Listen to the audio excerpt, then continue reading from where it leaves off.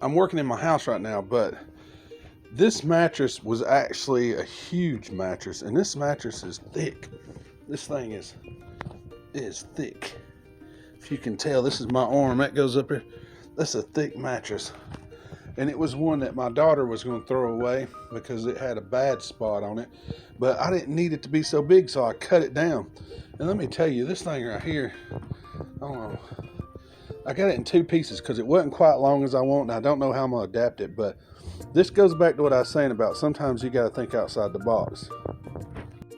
So right now, I'm just working on this in my house because it's just air conditioning and it works, and I can do my measurements, and I got a huge living room, so, but let's see. Oh yeah. Oh, yeah. I think this is going to work good. And that's how you save money, folks. Nothing wrong with it. Good mattress. It was my daughter's. I cleaned it. You can also clean it by making a mixture of baking soda, Dawn dish detergent, but remember, it's like a giant sponge, so you don't want to drown it. You want to just make a paste, apply it to the mattress, let it sit, and then brush it off and vacuum it off and pull any odors or anything you may have in it. Its main thing is it firm? And it's firm, and you can always put a topper on it, and you can adjust it instead of going out and spending hundreds of dollars from one on Amazon, because that's what I was going to do. But I think I solved that problem. I know I said that I was going to go with a recliner, and I still might do that, but my wife will be going with me at times, and she's not much of a recliner person.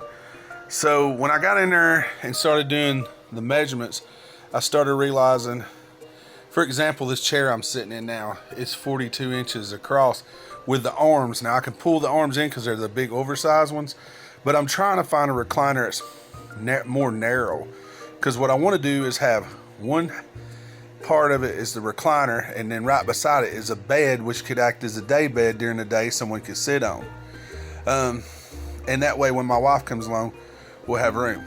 But it's still up in the air. But either way, I've got the foam to do what I need to do now, and I saved the money, and I didn't have to go out and spend a whole lot. And I'm probably going to make my own custom mattress cover for that. I'm probably going to use that blue blanket because it's huge, and you can pick those up for next to nothing. All I have to do is do some trimming, some sewing, and I might have to buy a zipper, and that could work. There's also another little gadget I want to show you. I bought this thing off of Amazon. No, it's been about 6-7 months ago, and I've been testing it, and I'm a guy who loves to have a fan running all the time, and usually a box fan if possible, but that's not always the case. But I had come across this little fan. I'll have to pull the information on Amazon. Let me grab it right fast. I got it over here. This little fan might be a little noisy, but here, let me hang on one second. Okay, this little fan, I'm charging it right now. Its battery isn't as full as it should be right now, but you can tell it's a little dusty and dirty because I've been running this thing almost non-stop, putting it to the test. And the cool thing about this little fan is it's a battery pack too.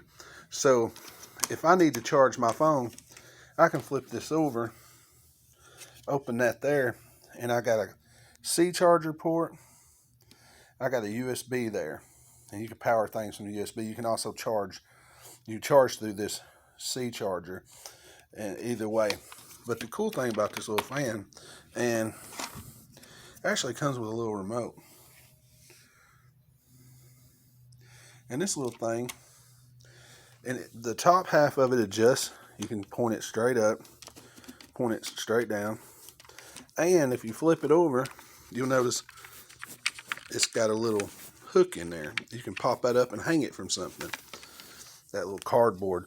I was using these pieces of cardboard to hold that remote in because the little port's right there it slides into.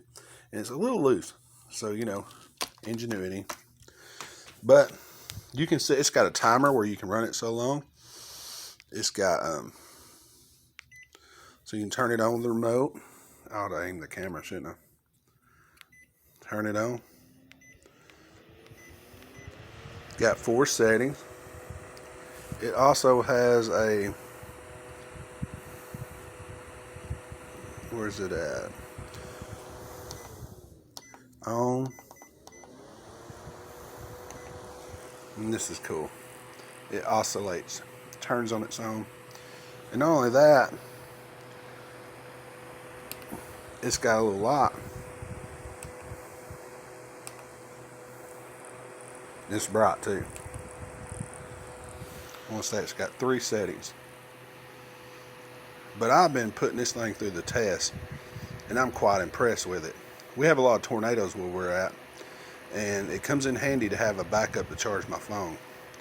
And when I go to the storm shelter, there's a lot of people in them community storm shelters.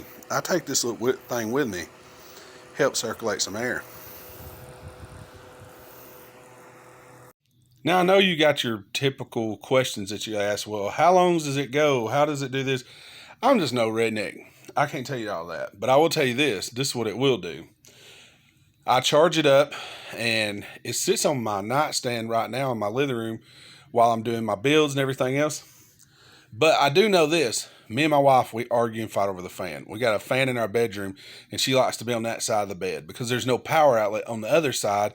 And I'm like, well, I could run a drop cord, but I wanted to test this fan out. So what I do is I charge it up during the day, which it don't take that long to charge up. If it's completely dead, it can be completely charged in about an hour, half hour, or something like that. And then I can hang it on. I've got a piece of material hung around my what do you call it? The pedestal of my headboard in my bed, and I hang it upside down and use that hook to hook into it, and it keeps the fan blowing right there in my face because I'm one of those guys. I like to feel the fan in my face at nighttime when I'm trying to sleep. And I'll go to bed, and it'll run, and it's still running in the morning when I get up, but the battery's getting low, so it gets through an entire night of sleep. And, I sleep 6 to 8 hours, so it don't go. Now, if the battery wasn't topped off before I started that, then yeah, it might be dead. But overall, I think it does good, and it's going to be what I'm going to use at nighttime in the van because it puts enough air in my face, but it's not super loud. If I'm somewhere with no power, if I can get it charged up, through the solar panels or whatever, then it'll get me through a night without having to run anything else. I think it's a pretty good deal. I'd like to say thank you so far to everybody who's been going and checking out the Tommy's Chevy van on YouTube. It means a lot to me. I'll be putting a mixture of videos about the van on there, and I'll throw in some of my comedy videos because that's what I do is comedy. And that's part of the reason we're building the van, so I can travel around and go to different places and do stand-up.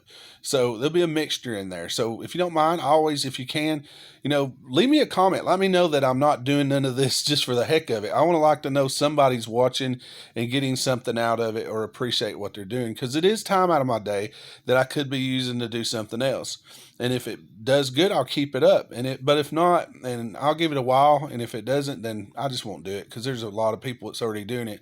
I just want to give back to so many people out there like Bob and so many others that's encouraged me and got me to this point. So I'm just paying it forward. Y'all have a blessed day. Love, peace, and possum grease.